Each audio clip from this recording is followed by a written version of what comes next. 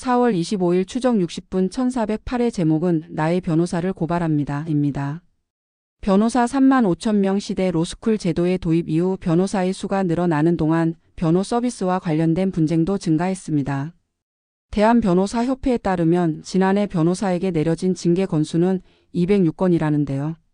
변호사법 위반과 성실의무 위반 및 계약 해지와 위약금 문제 등 그 이유도 다양하다고 합니다. 또 늘어난 변호사 수로 법률 시장의 경쟁이 치열해지면서 새로운 형태의 법무법인이 등장하기도 했다는데요. 이른바 네트워크 로펌입니다. 의뢰인의 이익을 최우선으로 해야 할 변호사의 일탈과 이를 둘러싼 분쟁, 2025년 법률 시장의 실태를 추적 60분이 취재해 보았습니다. 첫 번째 이야기는 기나긴 소송, 배상금을 훔쳐간 변호사 이야기. 수십 년 동안 군 공항 소음 피해에 시달려온 광주광역시의 한 마을에서 발생한 일입니다. 주민 283명은 국가를 상대로 피해보상 소송을 제기해 지난해 5월 3억 2천만 원의 배상 판결을 받아냈다고 합니다. 하지만 판결 이후 1년이 지나도록 일부 주민들은 배상금을 받지 못하고 있다는데요. 소송을 담당한 변호사가 배상금 수령 후 65명의 주민에게 7,700만 원을 지급하지 않은 것입니다. 지난해 11월 연말까지 보상금을 반환하겠다는 각서까지 썼지만 여전히 배상금을 지급하지 않은 변호사는 현재 횡령 혐의로 불구속 송치된 상태라고 합니다. 믿었던 변호사의 믿기지 않은 횡령은 무엇 때문에 발생한 걸까요? 변호사가 돈을 내놓지 않는 까닭은 무엇일까요? 두 번째 이야기는 불성실한 변호사로 의뢰인이 문제 제기하자 폭행까지 행한 변호사 이야기입니다. 2년 전 어머니가 뇌출혈로 쓰러져 병간호하던 박은주 씨는 어머니가 매입한 빌라가 불법 건축물이라는 것을 뒤늦게 알게 됐다고 합니다. 집 문제를 해결하기 위해 급하게 변호사를 찾던 중 김 변호사를 알게 됐고 변호사를 신뢰한 박 씨는 부동산 매매 대금 반환 소송 이외에 빌라 관리까지 김 변호사에게 맡겼다고 하는데요. 각종 소송과 빌라 관리를 명목으로 2년간 김 변호사에게 지불한 돈은 약 1억 원이었지만 김 변호사는 명확하지 않은 이유로 소취하를 권했고 매매 대금 반환 소송은 결국 조정으로 끝이 났다고 합니다. 소송에서 이기지도 재산상의 이익도 얻지 못했지만 김 변호사는 현재 성공보수 2억 2천만 원을 추가로 지급하라며 박 씨 어머니 소유 빌라에 가압류를 걸어 놓았다는데요.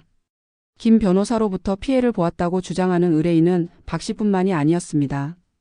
수임 계약서와 현금 영수증 등 관련 서류들은 주지 않으면서 불필요한 소송을 권유하거나 사건을 제대로 해결하지도 못해 수임료만 날렸다 주장하는 다수의 의뢰인들이 있었는데요. 이에 대한 김 변호사의 입장은 무엇일까요?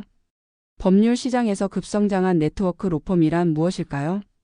최근 몇 년 사이 변호사 업계에서 눈에 띄게 성장한 로펌들이 있습니다.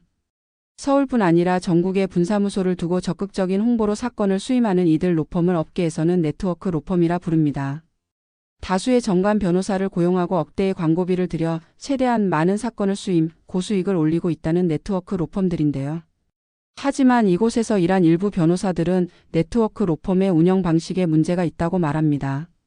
사건의 상담, 운영, 수행을 각각 다른 변호사들이 나눠 전담하는 네트워크 로펌의 특성상 상담 변호사는 건수를 올리기 위해 때때로 무리한 수임을 하고 인수인계 과정에서 정보 전달이 미흡해 문제가 생길 수 있다는 것입니다. 특히 네트워크 로펌의 경우 수임료 환불이 다른 로펌보다 유독 어렵다는데 제작진이 만난 제보자 역시 네트워크 로펌의 불성실한 사건 수행으로 환불을 요구했지만 제대로 된 환불을 받지 못했다고 합니다. 새로운 영업 방식의 네트워크 로펌 과연 문제는 없을까요? 불성실한 변호로 인한 피해를 막기 위해 꼭 필요한 변호사의 징계 현실은 어떨까요? 마지막 이야기는 불성실한 변호사 징계를 하기 위해 노력한 아버지의 이야기입니다.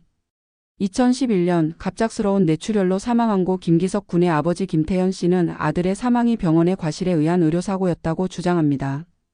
병원 측의 과실을 밝히기 위해 당시 김 씨는 의료사고 전문 변호사들을 선임해 병원을 상대로 소송했지만 패소했습니다.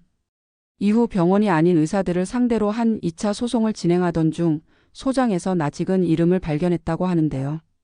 1차 소송 당시 김 씨의 변호인 중 한 명이 2차 소송에서는 상대 측 변호인이 된 것이었습니다. 놀란 김 씨는 대한변호사협회에 해당 변호사에 대한 징계를 요청했는데요. 2021년 변호사는 과태료 200만 원 처분을 받았다고 합니다. 징계 청원부터 최종 처분까지 3년이란 시간이 소요됐다는데요. 김 씨 가족은 잘못에 비해 변호사에 내려지는 징계는 너무 가볍고 과정 또한 힘들다 토로합니다. 개인에게 송사는 인생을 좌우할 정도로 큰 영향을 끼칩니다. 변호사의 직업 윤리와 소명 의식이 의뢰인과 우리 사회에 중요한 이유입니다. 불성실한 변호사와 법률시장 실태를 다루는 추정 60분 1408회 나의 변호사를 고발합니다. 편은 2025년 4월 25일 금요일 밤 10시에 KBS에서 확인해 볼 수 있습니다. 자세한 이야기는 아래 링크에 포스팅하겠습니다. 그리고 구독 신청 부탁드립니다.